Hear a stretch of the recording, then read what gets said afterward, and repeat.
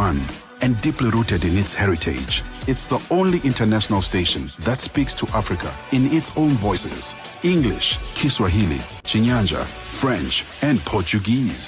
The languages that unite 1 billion people. We have been there through every shift, every milestone, and every triumph. Not just reporting history, but shaping the conversations that define Africa's future. For brands, media planning, and advertisers, Channel Africa is more than just a platform. It's an opportunity. With 25 compelling shows covering current affairs, sports, business, music, and lifestyle, we deliver an engaging Pan-African audience ready to connect, invest, and act. Africa.co.za, as well as on the SABC Plus app, available on the Apple and Google Play stores. I'm Lulu Gaboo, and I'm with Jolani Tulongwepe, Figile Lingwati, and Tabiso Lehoko. A lot coming up in the summer. The reason was very simple: that Ghana, as a republic, practices a constitutional supremacy, and in that constitutional supremacy is the sovereignty of the three arms of government. Opposition parties in Ghana have condemned the suspension of the country's Chief Justice. As a higher education institutions, our mandate is to teach. But whom are we teaching, and what will they turn out to be in the near future? And there have been calls for a fundamental shift in how African higher education institutions prepare students for life after graduation. But first up, the news with Jolani Tulongwepe and our sports headlines with Figile Lingwati.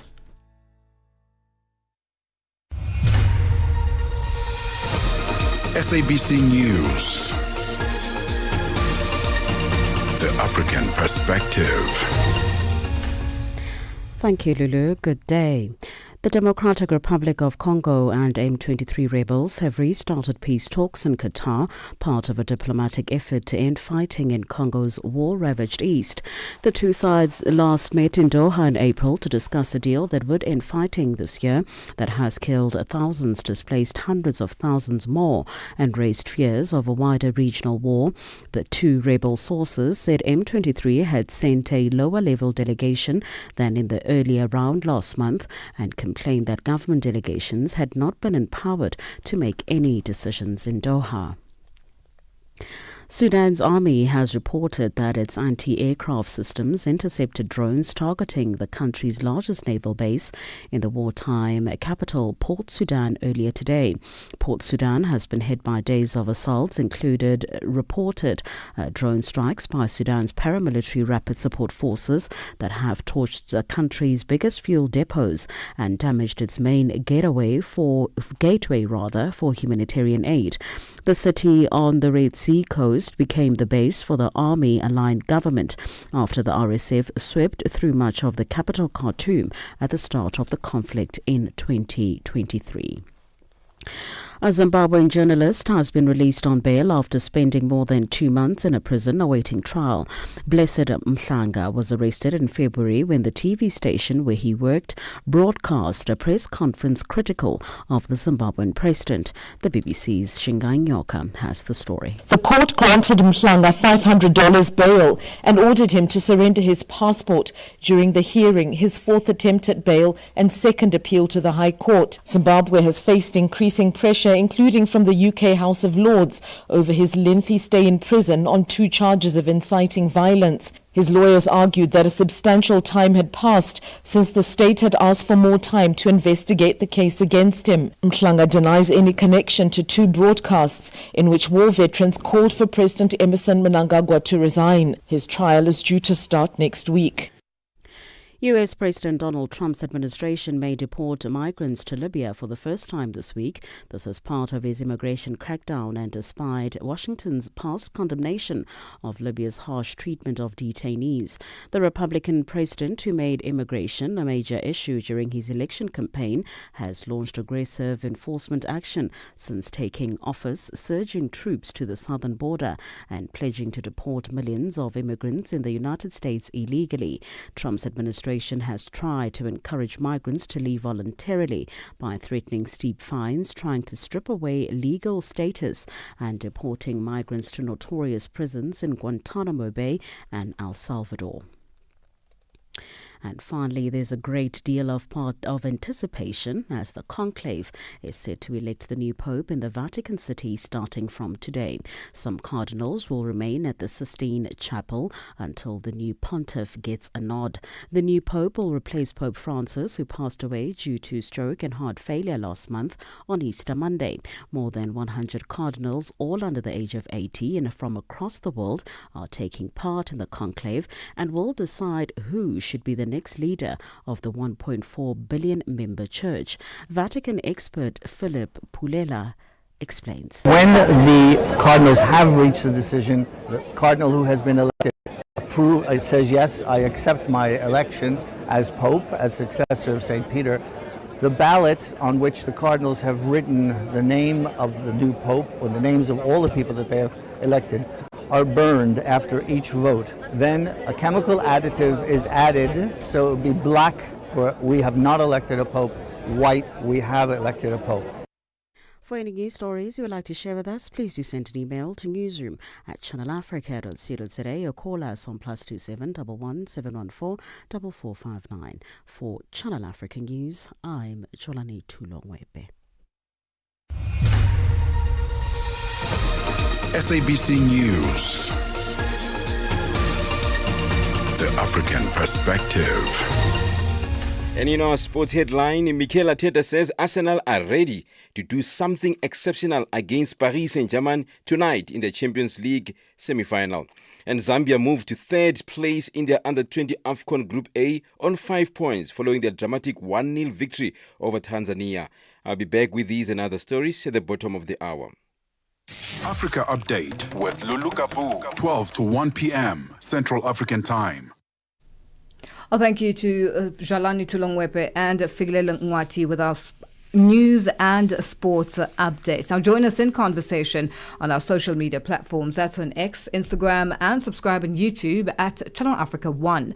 On Facebook at Channel Africa, you can also send us your comments and voice notes to +2763 at 406 9126 #Africa Update, and let us know which country you're in. And if you have any stories that you'd like us to highlight or to focus on, send us an email. It is newsroom@channelafrica.co.za or give us a call on +2711 714 4459. Africa Update on Channel Africa.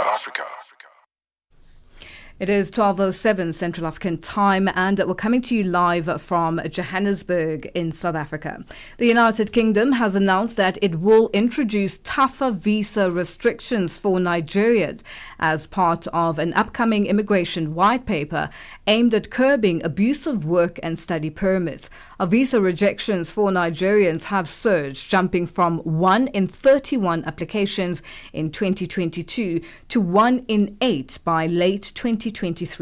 And to speak to us further about the impact this may have on Nigerians and Nigeria as a country, we speak to our correspondent in Nigeria, Jonathan James Liam Gon. Jonathan, good afternoon, and thank you for joining us on Africa Update. Good afternoon, Lulu. How are you doing? I'm well, thanks, and I hope you're also well. Now, do we know what these tougher regulations will be? I mean, such a huge jump from 1 in 31 applications in 2022 to 1 in 8 in 2023. It's 2025. What's happening now? Well, I mean, once the news broke, it's been a major talking point among the most widely traveled Nigerians, as you can imagine. But following deeper and looking at the reasons behind this, the British government, no surprise at all, has come up with this position following the elections that held last week, where unlike no one saw it coming, at least not in that proportion, where you had the two major political parties suffering major losses, and in a way of showing that it is being responsive and it is going to deliver on the promises it made, Keir Starmer's government has gone ahead to put this out. It must be noted that this is just an announcement. The government has said that the white paper about this or regarding this is going to be out hopefully by next week. But it hasn't come as a surprise in itself because there have been different turns of events. You'd recall that, first of all, it was when you had the case of care workers being allowed to come to the United Kingdom with their families. The numbers surged. And as a way to curb those inflows, the British government said they changed the policy. And they said care workers can only come in alone without their families. And once that was announced, the numbers went down drastically. Now they are hoping that with this announcement also, that the number of persons who are seeking asylum would come down drastically.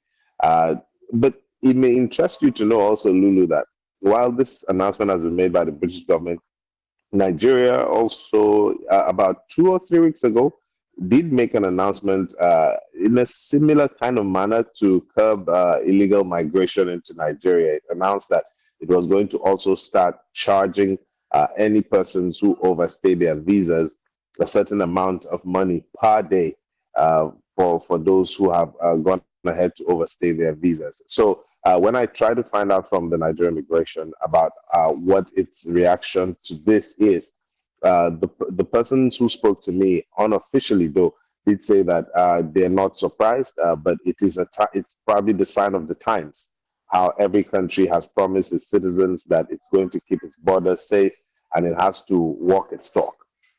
Now, interestingly, a few weeks ago or a few months ago, we heard the U.S. President Donald Trump calling out Nigerians who are based in the U.S. to go back home and rebuild their country. And now this is happening. It seems like Nigerians are getting it from all directions. Let's talk about the impact of studying in the UK and whether it's studying and working in the UK and moving your family to the UK. This is happening a lot.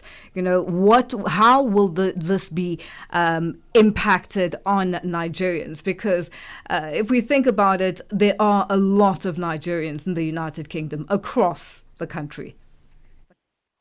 Well, first of all, there are a lot of Nigerians generally. So irrespective of wherever they tend to be in droves. But what has happened already, there's already an impact following the last round of immigration announcements that were done. Remember, once the British government announced that it was going to be cutting down on the number of years for post-study visas, in effect, it wouldn't be issuing post-study visas for 1 year master's programs. Instantly, a lot of Nigerians stopped applying. And that also further establishes the fact that it has been a route to residency that many have always sought to take. And what we've seen in recent times has been that British schools, British universities have tried to talk the Home Office into relaxing that, because a lot of the impact has been that a lot of universities have had to let go some of their staff because they are not able to keep up with the revenue targets that come with the number of students that are admitted to schools. So that has been impacted. And with regards to that of the US also, it's hard to tell now what the direct impact is, because when you go to the visa centers, you still see the number of applicants being very, very significant. Now, some analysts have said that this could be connected with also the economic doldrums that the country has been going through. And as a result, there is this bandwagon effect amongst young Nigerians, what they call Japa syndrome. This bandwagon effect of people feeling a sort of pressure to move abroad. But right now, what we're seeing is the government is now beginning to try to talk young Nigerians into saying, look, there are opportunities back home. You need to look inwards before you look outwards. And if you take advantage of the opportunities that exist, then it may be much better for you than what it is abroad. But that's what it is. Now, Jonathan, are there opportunities at home for Nigerians? Incidentally, there are. I am based in Nigeria. I do business in Nigeria. I have started businesses despite the difficulties being stated. I think there is a mindset opportunity of the grass being greener on the other side. However, one must also admit the fact that there are failures on the parts of those in government to do the most basic. We have a joke with some group of my friends who we say, in the end, when you look at what people are basically scampering to go abroad for, is basically to have access to basic amenities, to have light without power failures, to have access to good roads, to have access to great education. And all of these things are possible. And many people always advocate that when a place is in crisis, in economic crisis, it's also a period of economic opportunities. But you see, with the younger generation, it's hard to make them see sometimes when the sincerity of purpose to catapult the economy into where it should be for basic things, where people have to generate their own power. People have to construct roads leading to their homes in estates that are self-made by self-help. And they have contemporaries around the world. They see what obtains. So sometimes that tends to spur that mindset to seek opportunities abroad. But for those who do give it a try, there are a lot of people who have been able to build businesses that are thriving back here in Nigeria. Well, Jonathan, it's something that we're obviously going to be watching, and it seems to be happening quite a lot. And, once one country starts, it sort of becomes a ripple effect. Is government ready for that? Are Nigerians ready for that? Well, Nigeria's foreign policy has always been one that it says is of reciprocity. And whenever it feels or it perceives that its citizens are being subjected to policies that are targeting and discriminating against Nigerians, it sure does take steps to engage diplomatically and sometimes apply equal measures. But from what the immigration folks I spoke with told me, they say these are internal nation policies, while in the statement they regret that the statements do single out specific nations. Like in this case, you had nations of Nigeria, Pakistan, and Sri Lanka being mentioned. And they say it's possible to enact these policies without scapegoating nations. But then again, on the British side, they say the numbers are what they're using to tell or to assume the position they're assuming, hence why the mention of nations as part of its transparency. Yeah. So, I guess it is what unfolds as time goes by. All right, Jonathan, it's always a pleasure chatting to you, and thank you so much for joining us on Africa Update. My pleasure. That's our correspondent in Nigeria, Jonathan James Liamgon, joining us on the line. It is 18 after 12 Central African Time. Africa Update on Channel Africa. Dr. Kathy Ikiro Mbide from Uganda's Makerere University has called for a fundamental shift in how African higher education institutions prepare students for life after graduation. Representing Makerere University at the Second International Conference on Higher Education, Teaching, Learning and Student Support, currently underway at the University of South Africa in Pretoria, Dr. Mbide emphasized the need to reimagine education with a focus on student support, innovation and self-employment. Now, highlighting the continent's youth unemployment crisis, she stressed that simply graduating students is no longer enough. Now, Channel Africa's reporter Michael Mbewe spoke to Dr. Kathy Ikiro Mbide.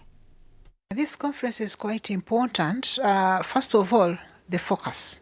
It's focusing on student support. As higher education institutions, our mandate is to teach. but whom are we teaching, and what will they turn out to be in the near future? And that is why I'm really quite passionate. But in addition, the conference has an interesting theme, which is connecting minds and bridging gaps. So for the students, one would want to find out who are the students? How do we connect minds on the African continent to be able to nurture the talent that these young people have? Because they are the future. I would say they are the future. They have so many gaps as they walk through. But it's also important to look at the student from 3 different periods of their life in the education, especially at higher education institutions. Who is this student before they come to the university? Who is this student during their life at the university? Who is this student after graduation? It's very exciting for us as higher education institutions to hold on graduation day 10,000 have graduated. But where are we sending them to? Someone graduates in law, in business, in agriculture, in chemistry, in zoology, but they are looking for a job. I think it is really time we need to rethink of this entire journey. And given the fact that in Africa we are faced with a youth unemployment bulge, so it is affecting us, and these are the future. So we need to really be mindful. We need to change the mechanisms of teaching all these students not to go out and look for jobs. Why would a student who has done law go out to look for a job? Why would a student who has done social sciences go out to look for a job? Even teachers looking for a job, I think that is shame on us. Yet there are so many uneducated young people or children are suffering in our rural areas. So there is need to change the mechanisms and how we understand a student in the African context. Access to higher education in Africa is a huge stumbling block for many of our African citizens. From the Ugandan perspective, how is the government making it easier for Ugandan citizens to access education? I think the access is quite critical, but the number of players, I would say, in Uganda, it's not only government. For you to access higher education in Uganda, there is what we refer to as a government scheme, very competitive, and not only looks at students who are very good, but it also looks at the regional perspective. You may be a very good A student from an urban school, but it also looks at the district quota, who was the best in that district to join a program. There is also another program where students can access a higher education on a loan kind of program. And then there are other non-governmental agencies that are also supporting. We have a MasterCard Scholarship Foundation scholarship that also supports the needy students who are really academically good but in the needy condition. We have projects that support girls, but once they have been admitted, so the requirement is you have to really get these points. But one would want to find out, how about those who are left behind, not joining these institutions? And then the alternative to that is some are left to join the vocational training institutions as an alternative not to joining the higher education institution. So, but as we will still insist that as they join, a student who is vulnerable, even joining the institution, given that support, what will they become at the end? We've currently seen that those who even have joined on scholarship programs cannot even go back to their homes because nothing has changed back home, yet they are graduating without a job. So what are these mechanisms along? Joining higher institution is not good enough. It does not turn around. It yes improves on someone's life, but what will they leave the institution like? It becomes important. How is Makerere University planning to transform from just being mere, you go there, you get educated, you get that paper, but no way forward? I think also skills development, which is one of the issues that also we are dealing with in Africa. How can we change all this? Well, thank you. Makerere University celebrated 100 years. At the climax of that, I was appointed by the Vice Chancellor to start an innovation pod. Now, what the innovation pod is trying to do is to commercialize the research and innovations. We have trying to change the narrative. Can we have students research? How do we make money out of it? How do we even protect their intellectual assets? So we have embarked on that journey, And out of that, we're able to get a grant from the UNDP and set up an innovation pod. It has 10 maker spaces. So at the maker space, at the innovation pod, we are not academic this time. We are into real business. So what we do is we're now trying to develop programs tagged to students' areas of specialization. So the lawyers come and try to practice how to register a business and how to make money. If a student is doing their research in agriculture, say them, okay, how are you going to make money out of that? So we are instilling the self-employment skill, the startup skill within the students, within their areas of specialization. And I would want to mention we launched last year in 2024, and were able to support 51 projects that were incubated and actually have started projects, program projects, products are in the market selling. But notably, we're able to have 5 student-led startups, companies that are now actually employing people, which means if it is intentional, it can actually happen. That was Dr. Kathy Ikiro Mbide from Uganda's Makerere University speaking to Channel Africa's Michael Mbewe. It is 25 after 12. Now, opposition parties in Ghana have condemned the decision by the president to suspend the country's Chief Justice and are demanding that she be reinstated with immediate effect. Gertrude Tokonu has been removed from her post pending investigations into her conduct. It's the first time a Chief Justice has been suspended in Ghana's history. Opposition parties are accusing President John Mahama of violating the constitution by failing to follow due process and say he is interfering in the independence of the judiciary. They held a protest against the decision, and more from Ghanaian politician and a member of the New Patriotic Party, Vincent Eko Asafua. Thousands of Ghanaians who believe in a constitutional supremacy rather than an executive supremacy gathered around in the Supreme Court of Ghana, Parliament House, and ultimately proceeded to the Jubilee House. That is the seat of the president.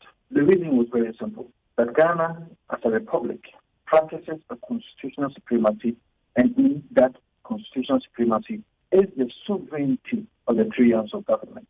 That 3 arms of government, I understand, plays a bit of a checks and balances in a way.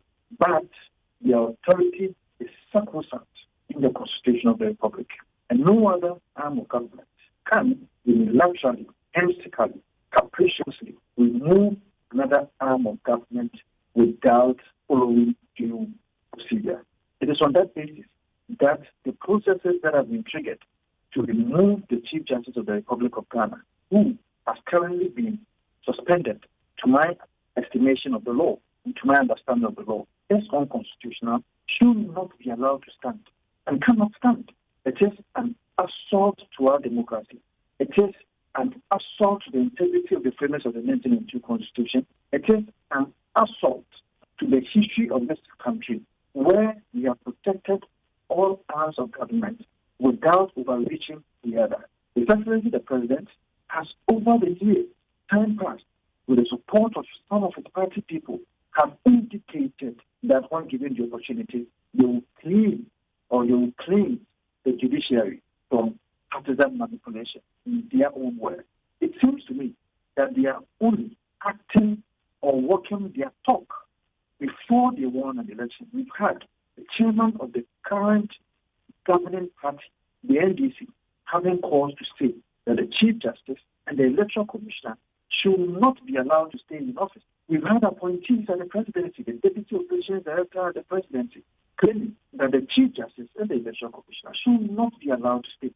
These are things that they said before they won election, and they have repeated it even after they won election. Putting this bits and pieces together, I have no doubt in my mind that this is a political witch hunt against the Chief Justice, who they claim that he is in bed with the New Patriotic Party. Allegations that they are basing on to remove the Chief Justice is as baseless as nothing. And I have taken the fight to make sure that we protect the sanctity of our judiciary. We protect the tenets of our Constitution. Which Constitution is supreme above any other person. Now, in this case, the protesters are alleging that the president did not follow proper procedures. In your view, what was the president supposed to do in this instance when he was not satisfied with the Chief Justice? The president, in accordance with Article 146, ought to have delivered a petition to the Chief Justice. The petition that seeks to remove the Chief Justice was not forwarded to the Chief Justice.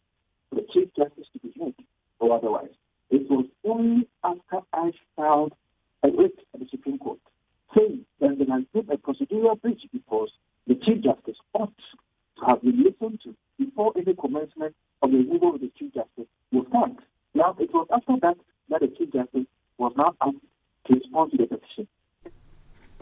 That was a Ghanaian politician and member of the New Patriotic Party, Vincent Eko Asafo, and he was speaking to Nhlanhla Mahlangu. It is 12:30, and our news headlines up next with Jwalani Tulongwepe. SABC News. Headlines. The African Perspective. Thank you, good afternoon. Making headlines, the Democratic Republic of Congo and M23 rebels have restarted peace talks in Qatar, part of a diplomatic effort to end fighting in Congo's war-ravaged east.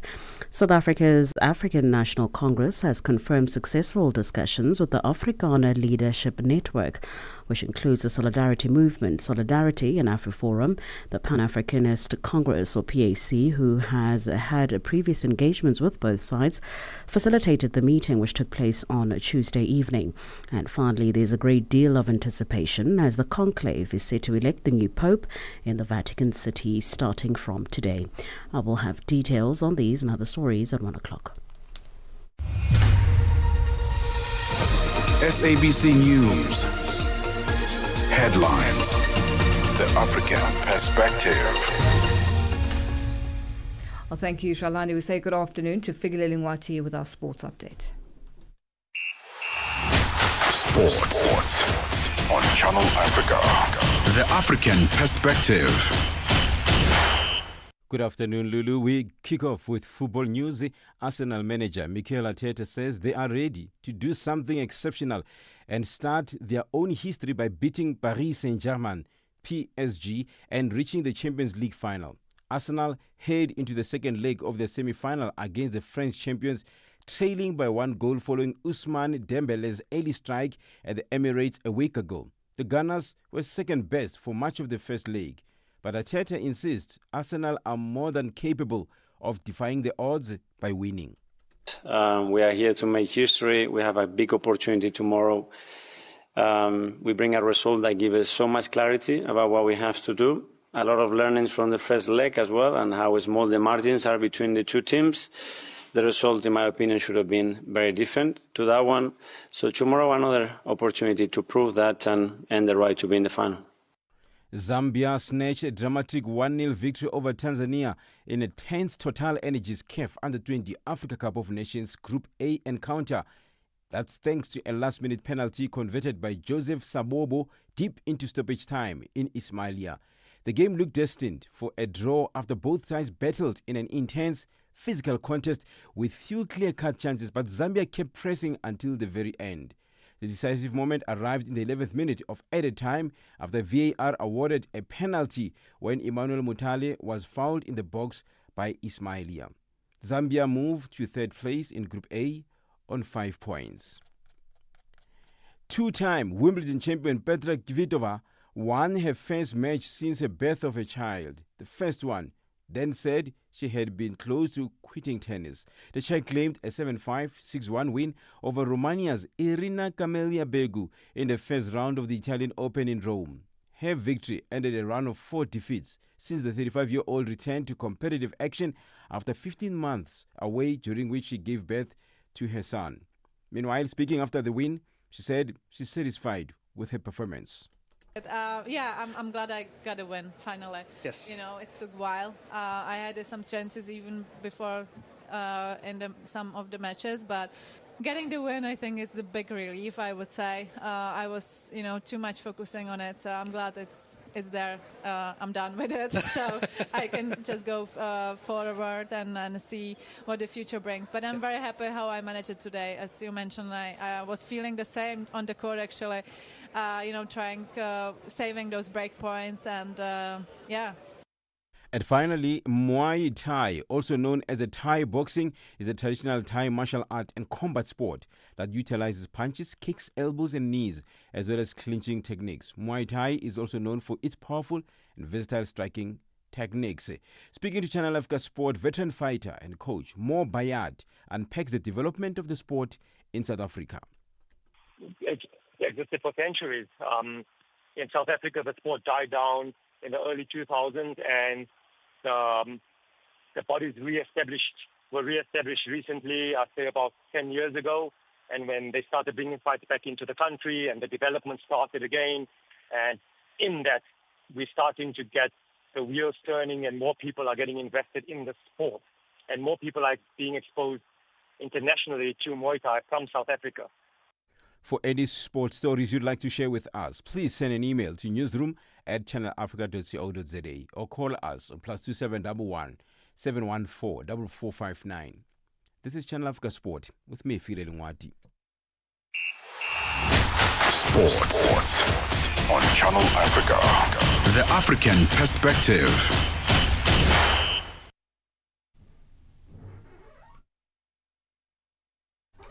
Well, thank you to Figile Lungwati for our sports update. Mornings made better with Peter and Asanda on Rise and Shine. I want the Africa that makes every single African proud of the continent and have hope. And there's so much stuff that's going on that's positive. And if we can just lock into that, Namaganjan, everyone is going to get there. Where are we going? Where are we trying to get to? The idea of working together, which is why I'm excited about this new voice. And the new voice is me, Asanda Peta, broadcast journalist with about 15 years of experience on the radio space. Welcome, Asanda. I've been waiting for you for a long time. Were you waiting for me? I was. Really? Yeah, because for 3 months I was on my own. So be sure to tune in right here on Channel Africa Mondays to Fridays from 6 till 9 a.m. Central African Time. If you want to know about your continent, this is the best place to start your day. Rise and Shine on Channel Africa. Africa Update with Lulu Gaboo on Channel Africa. Say good afternoon to Tabiso Lohoku with our business news.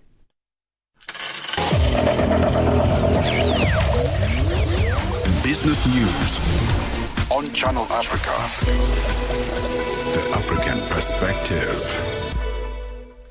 Thanks, Lulu, and good afternoon. Energy giant ExxonMobil is set to inject $1.3 billion into the development of its deep-water operations in Nigeria. The planned capital deployment spanning from the second quarter of 2025 to 2027 will primarily focus on revitalizing production at the Usan deep-water oil field located on the Q offshore block OML 138 in eastern Niger Delta. The Usan field, which was discovered in 2002 and granted development approval in 2008, commenced production in 2012 and currently comprises around 34 subsea production and injection wells. Tantalite prices hit two-year highs in Europe last week, driven by supply disruptions stemming from tensions in Democratic Republic of Congo, the world's leading producer of the minerals that supplies the electronics and aerospace industries. Tantalite is trading between $100 and $105 per pound range on the European spot market, its highest level since April 2023, and a 25% increase since unrest started in January. Joey Lechodi has more. Tantalite contains tantalum, a metal used for capacitors, medical devices and components for nuclear reactors. The DRC has experienced a surge in violence since M23 rebels launched a major offensive. Senior analyst for critical minerals at information provider Argus says this is why many Western smelters are not sourcing tantalum from the DRC and Rwanda. The G20 Conference on Financial Inclusion for Women wraps up today in Rustenburg in the northwest of South Africa. The two-day conference brought together local and international stakeholders to advance strategies that promote women's participation in the economy. Minister in the Presidency for Women, Youth and Persons with Disabilities, Cindy Sochikunga, says there is a need for urgency of eliminating challenges that restrict women's economic empowerment, particularly those related to transportation and exporting goods. If you talk the transportation of goods in the region, sometimes there are difficulties experienced in crossing the borders of countries, different countries, because of regulations that get passed and promulgated by different countries. That make it very difficult for women who are small businesses or medium businesses, entrepreneurs, to actually transport their goods. Meanwhile, the Premier of the Northwest Province, Lazarus Mokhotsi, says that they view the conference as a strategic opportunity to market the province. And we believe that from a point of view of marketing the province, from our point of view is that this is an important event because we believe that we want all people who are here who are coming from other countries to come later as either as tourists or bring investment to the province. South Africa's Absa Group has announced that Solomologo will step down as chairman of the bank on the 15th of July to make way for new leadership, and Rene van Wyk will succeed him subject to regulatory approval. Moloko says he wants to refocus his attention on his family, his community commitments and the several personal business initiatives outside the group that he needs to drive. Van Wyk was interim group chief executive officer in 2019 and rejoined the Absa board as a non-executive director in 2020. $1 in Nigeria is trading at 1,000 naira 605. Botswana 13.47. Kenya 128 shilling 346. In Zambia 27 kwacha 27. The BRICS countries in Brazil, the dollar there will cost you 5 real 69. Russia 80 rubles 92. India 84 rupees 40. China 7 yuan 21. And in South Africa the dollar will cost you 18 rand 23. $1 is trading at 75 pence to the British pound and 88 to the euro. Commodities markets: gold $3,382, platinum at $986 per ounce, Brent crude oil is at $63.14 a barrel. For any business stories you would like to share with us, please send an email to newsroom@channelafrica.co.za or call us on +2711 714 4459. For Channel Africa Business in Johannesburg, I'm Tabiso Lohoko.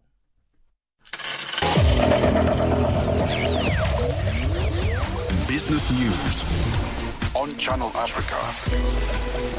The African perspective. Mornings made better with Peter and Asanda on Rise and Shine.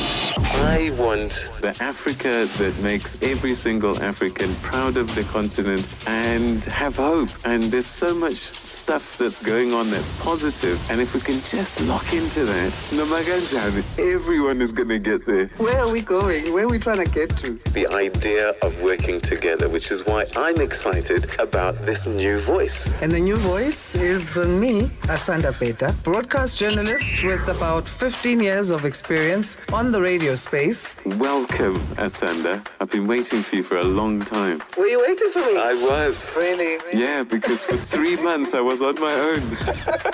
So be sure to tune in right here on Channel Africa Mondays to Fridays from 6 till 9 a.m. Central African Time. If you want to know about your continent, this is the best place to start your day.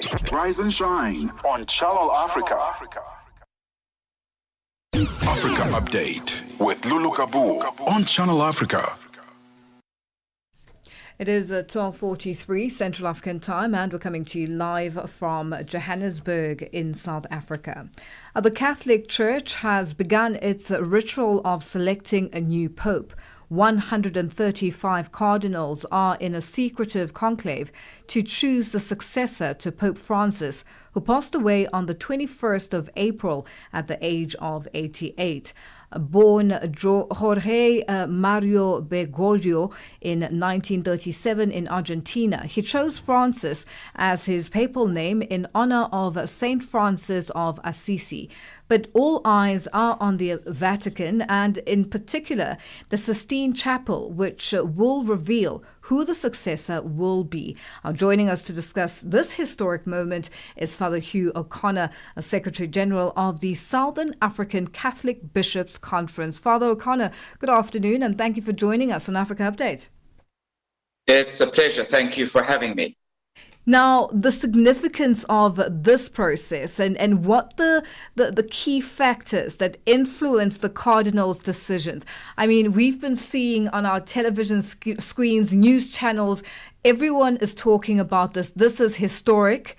And, the process of how this unfolds and how they get to the final name just on its own is quite interesting. Behind closed doors, shut windows and everything, away from everyone. Talk to us about this process and how important it is. Okay, look, what the cardinals are doing is electing a new leader for the Catholic Church and a moral voice in the world. So it is for us as Catholics, and I think also for the world, an important moment. What we are having is the biggest conclave in 2,000 years of history, and also the most diverse conclave in that the cardinals come in numbers from across the world. So there's no single block or country that has a majority. After the Pope died, the cardinals began to gather in Rome and to organize the funeral, and then they have meetings with each other, and they have presentations, and there are talks and speeches, and part of this is a period of discernment, looking at each other, getting to know each other, hearing different voices, and during this process, you, as a cardinal, you're looking and saying, will this man make a good pope? Should I cast my vote for him? And during that period, of course, one's mind is being changed because you're hearing something new and something different is happening.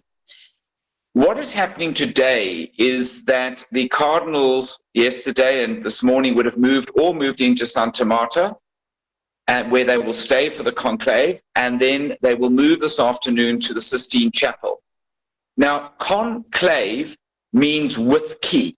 So therefore, the key is turned, they are locked in, they're kept in seclusion. Now, the whole idea of this is, it's nothing sort of conspiratorial. It's quite simply so that they have an opportunity to make up their own minds without undue influence or lobbying. The conclave will then, this afternoon, the bishops will gather, they will take the oath of secrecy, that they don't reveal who they vote for or the number of votes that anybody got. Now, again, if we just take that back a step and look at our own lives, when we go to vote in a national election or a provincial election, we have a secret ballot. And in fact, in the election hall, we're not supposed to take our cell phones and take pictures of the ballot. And all of this is to keep us as voters independent. And so the same thing would happen there. And one can see how the church's processes have updated, because now they are aware that there is the potential that somebody could plant a listening device in the hall, that there could be cell phone interference, so they just jam all the signals. Finished. So that was never thought of in the Middle Ages. So the process has been updated. The other thing is that also there is a time limit now. I think the longest conclave went on for 3 years, before they got a pope. Now there's 21 voting sessions at the most, and days of reflection. And if a pope is not elected in that time, then a different procedure is followed. So this afternoon, they'll take the vote of secrecy.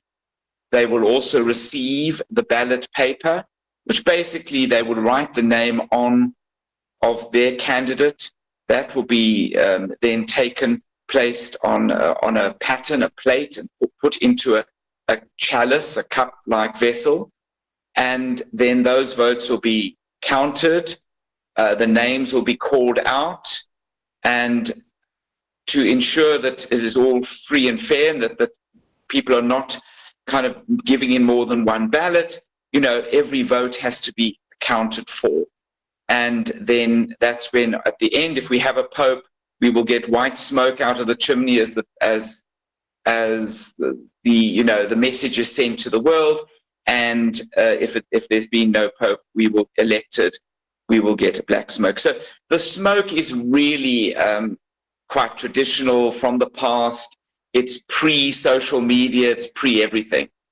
And then, of course, the expectation is then that if there's white smoke, there is a pope elected, and he will appear then within the hour on the balcony. So Rome comes alive.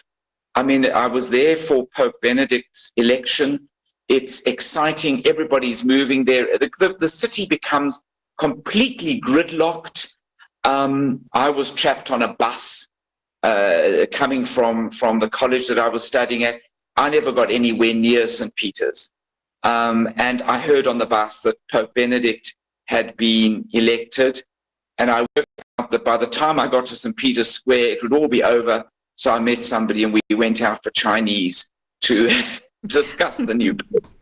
Now, Father O'Connor, I mean, this is historic, and as you touched on the fact that it's also how things are being done now. It also comes into the digital effect or the digital world, where there was talk of possibility of drones, and that's why they have to cover the windows and shutters and so on. But let's speak about now the new pope and the possibilities of where they may come from, because Pope Francis was the first to come from, in a number of years, to come from Latin America.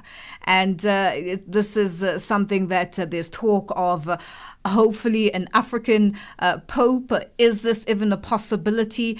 You mentioned presentations and conversations and discussions. Do you think that it is enough time for somebody to sort of try and to understand an individual and make a decision from just the last couple of days since the Pope's passing? Look, I think in the Cardinals' minds, there will always be some favorites, because not all of them necessarily have played a role internationally or a big role in the church. They've been named a cardinal because they have been recognized for their leadership in a particular local church. So it would be about learning about some of the people that you may want to vote for but don't know enough about. I think also we need to remember that this is one of the biggest surprises that's left in the world. You just do not know these days where a new pope is coming from. And I don't think we're going to, as church, get into the thing, well, if the person comes from Europe, this time they must come from Latin America, the next time then they must come from North America, then they must come from Asia, then they must come from the Middle East. I don't think the church will ever get into that kind of, when I say a game, I mean, that we've got to just tick boxes. They're looking for the best man for the job, the best cardinal for the job. They're looking for somebody who is going to embody a deep spirituality, who is also going to be able to speak to the world, who may even be a surprise for the conclave.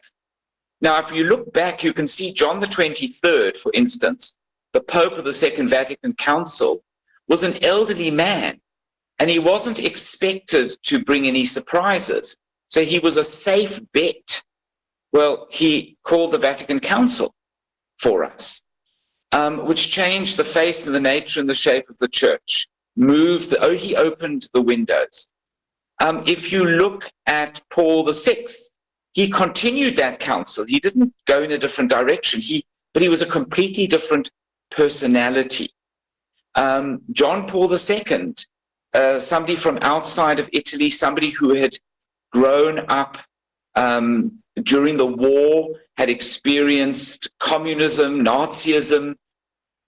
He comes onto the stage from a very, very Polish church, and he was a very Polish pope. And he takes the world by storm. He introduced youth days and, the jubilees that he held and the travels that he undertook. Pope Benedict, well, he came with his Germanic predisposition.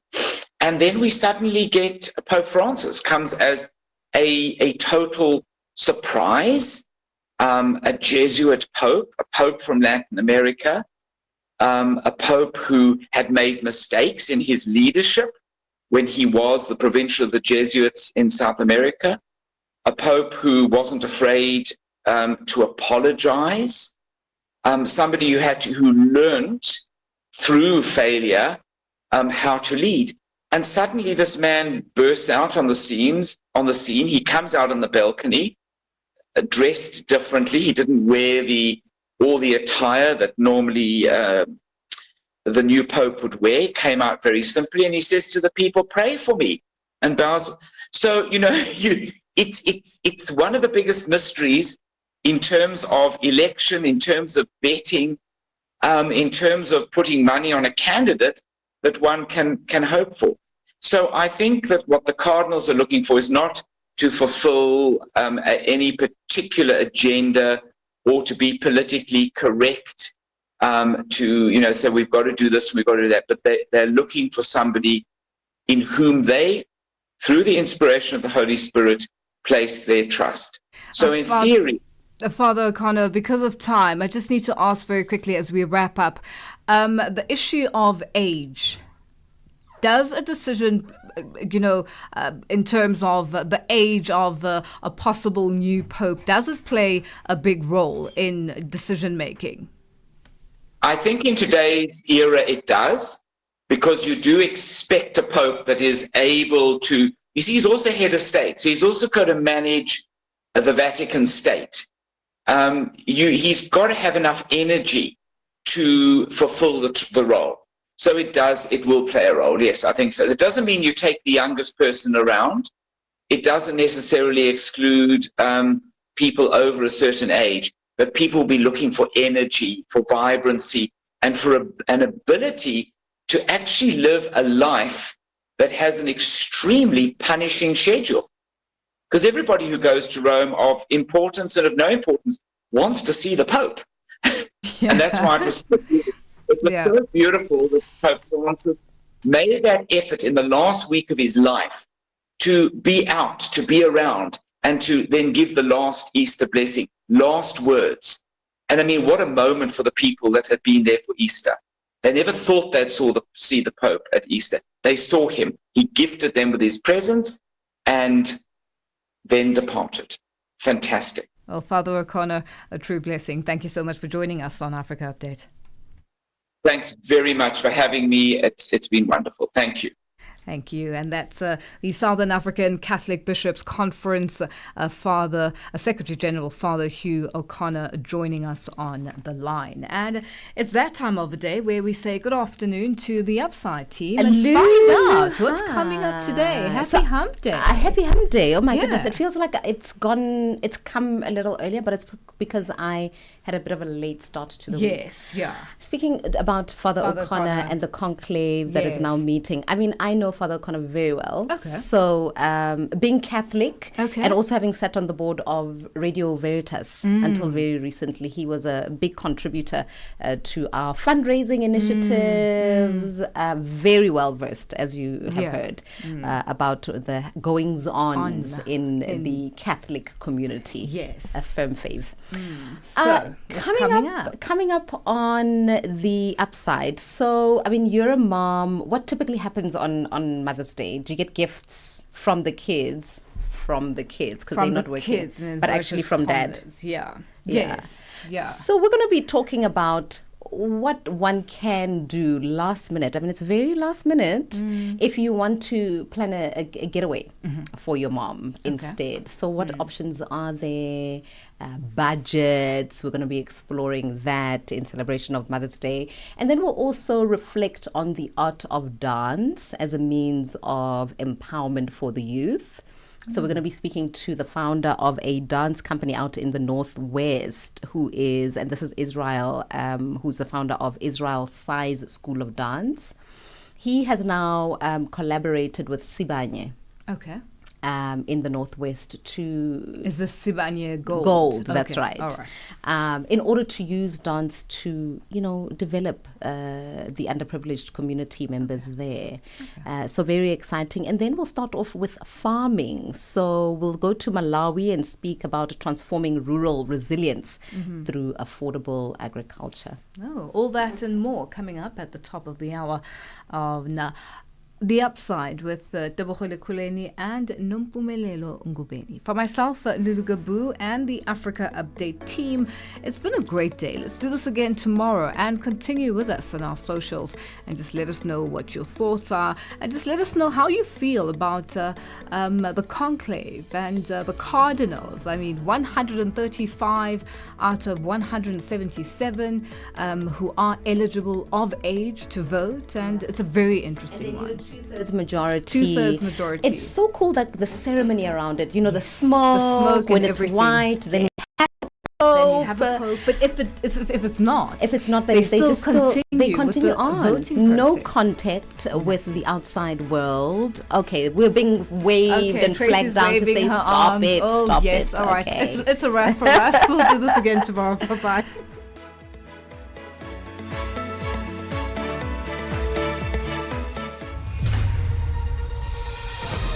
SABC News.